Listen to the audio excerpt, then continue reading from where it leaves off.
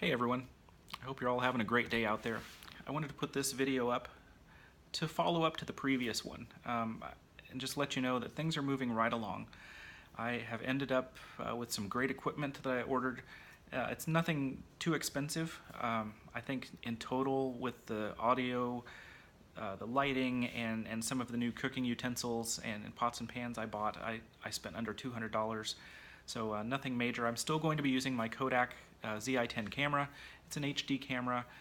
It did well for me before. I think it's going to do well for me now. For the types of videos I'm doing, it's not going to be that big of a deal to have that camera. I'm also going to be using my iPhone 6s, maybe combining some video shots with that. The thing I'm most excited about probably is I got some new cast iron pots and pans to go along with my old ones. I got a new cooktop, and this cooktop is an induction cooktop. Now I have a great stove. It's a great stove oven combination. It's a glass electric cooktop. It does very well for me. I'm going to be using that a lot in videos, but I wanted that induction hot plate cooktop, that single burner, so I can be a little more mobile. I may go outside and I may cook out on the porch. I may cook in the dining room or the living room, depending on what's going on in the other rooms. Like today, for example, our kitchen flooring has an issue due to a plumbing problem, and so I would not be able to film in there. That's why I'm in the living room. I could film out by the grill if I want to do a side dish while I am cooking ribs or burgers or anything like that. I could take that induction hot plate out and use it there. And then it works great with cast iron. It works great with stainless steel because it uses magnetism to heat the metal and to heat the pots and pans. And I love cast iron. I do have some new pieces that I'll be using, but this piece I've had for about a year. This is a cast iron pan. It's a frying pan. Very non-stick. If you take care of this and you use it properly, this is very non-stick. So it's very easy to cook bacon and eggs in without them sticking. I found this at an antique store last year. It was not in great shape. It had a little bit of rust on it. It had a little bit of some food that was left on it. So I took some salt, I took some oil, I scrubbed it, I seasoned it, I put it back in the oven for a little while to bake that oil on to kind of make a coating. And this works great. This is one of my favorite pans.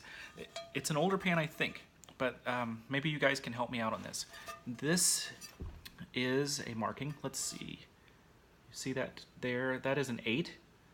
There's an 8 on the handle. So from my readings, that 8 on that handle means that's the type of burner it fit.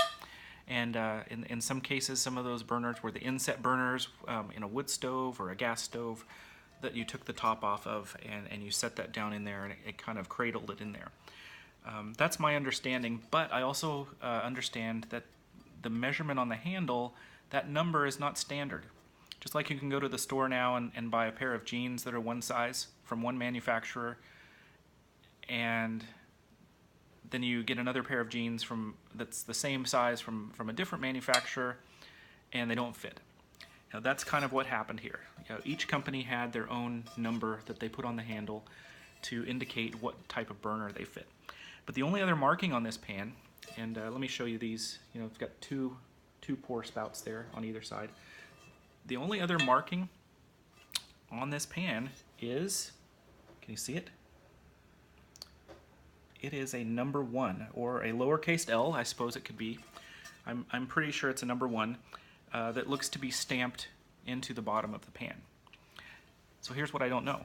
I've looked for that online. I can't find a description at all as to what that is. So if anybody out there has run across a pan like this, I would love to hear from you and find out what age this pan is, maybe what manufacturer it is, if there's a region of the country or the world that this type of pan was made. I would love to hear that because I love history, I love cooking. It would be great to find out the history of this type of pan.